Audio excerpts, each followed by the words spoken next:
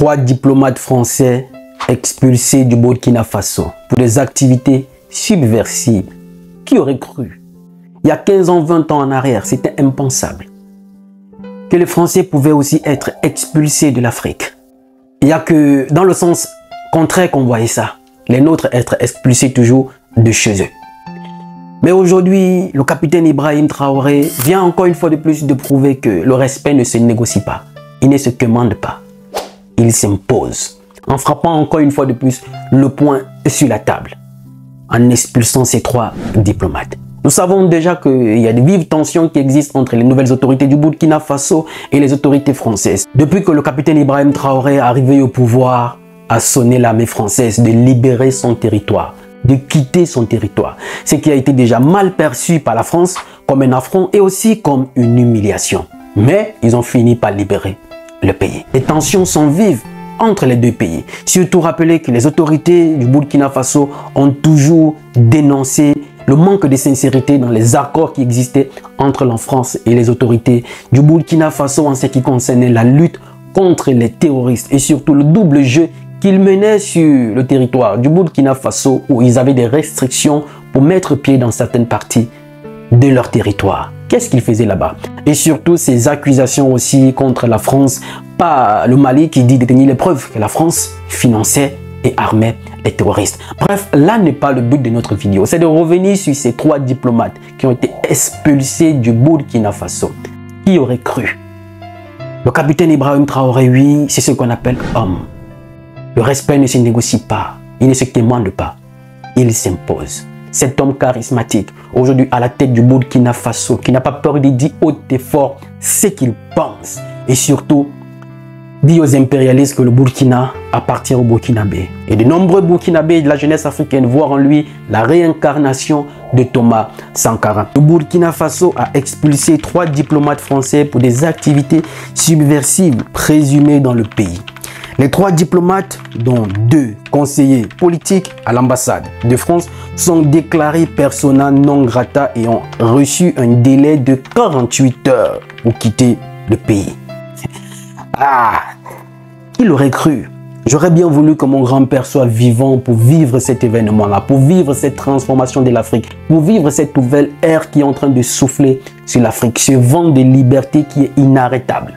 J'aurais bien voulu qu'ils soient là pour vivre ces moments. Mais je crois que de leur tombe ou de là où ils sont fiers du travail qui est en train d'accomplir ces jeunes fils dignes d'Afrique, qui en réalité défendent leur sang qui a coulé. La France a qualifié de regrettable la décision du gouvernement militaire du Burkina Faso d'expulser les diplomates et estime que les allégations d'activités subversives ne sont pas fondées. Comme toujours, pour eux, rien n'est jamais fondé. À chaque fois que vous les accusez de quelque chose, ce n'est jamais fondé. Mais c'est ce que eux ils disent qu'ils sont toujours fondés, qui doivent être pris comme un sacerdoce, une parole d'évangile. Mais il y a quand même un point positif qu'on a remarqué, ou du moins que je remarque dans leur déclaration, c'est que la France a qualifié de regrettable la décision du gouvernement militaire du Burkina Faso. Avant, ils avaient ce mot des putschistes, la junte.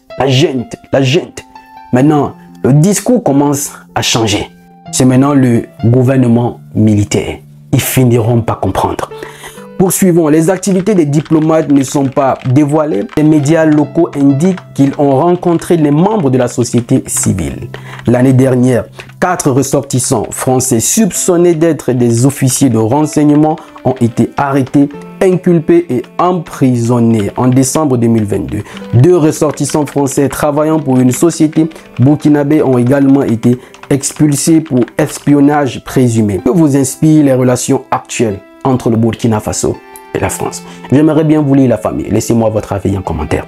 Alors, c'est les médias locaux qui indiquent que voilà, ces diplomates étaient en contact avec la société civile. Et comme toujours, si vous avez remarqué récemment, dans leurs médias, France 24, TV5 et tout ça là, où on se plaignait déjà au Mali que la transition est arrivée à son terme. Et le colonel Assimi Goïta n'a toujours pas organisé les élections avant qu'eux ne suspendent les partis politiques. C'est toujours à la société civile, dans leurs médias, qu'ils donnent la parole.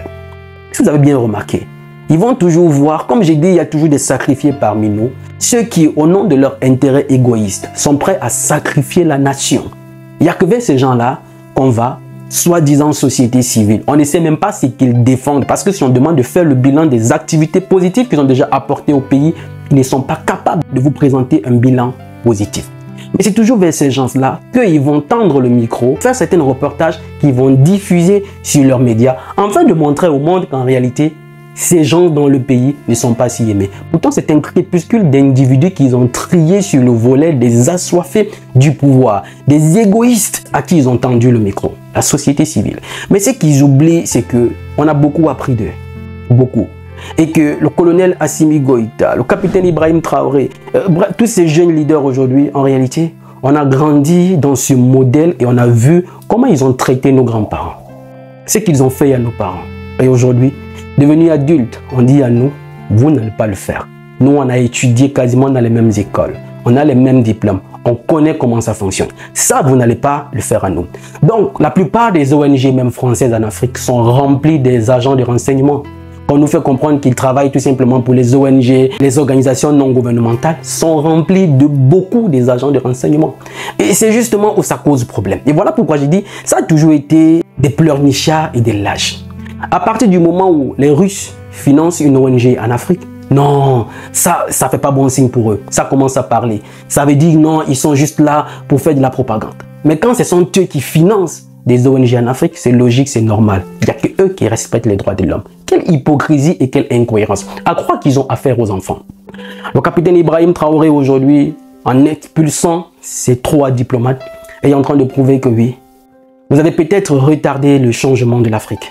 Ça c'est sûr, vous avez retardé, mais vous n'allez pas l'empêcher.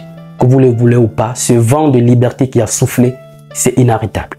Le respect ne se négocie pas. Il ne se commande pas. Il se mérite. Et ça, de cette manière-là.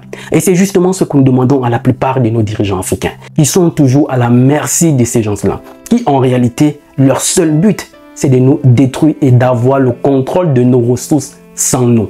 Quitte à nous éliminer tous. Mais heureusement qu'aujourd'hui, ce vent qui souffle est inarrêtable. La jeunesse africaine est davantage décomplexée. Elle est consciente. Elle sait que maintenant, elle n'est plus manipulable. Et aujourd'hui, la peur a changé de camp. Il y a quelques années en arrière, 5 ans même, 10 ans, 20 ans, qui aurait cru qu'on pouvait expulser des Français aussi de l'Afrique. C'était inimaginable. Chaque chose a un début et une fin. Dites-moi ce que vous en pensez en commentaire, la famille. Je me ferai moi aussi le plaisir de vous lire. Je suis Roland Campbell, ton frère. Il n'est jamais trop tard pour arracher sa liberté. Oui, il n'est jamais trop tard pour recommencer. Parce que le rêve n'a pas de date d'expiration. Salut!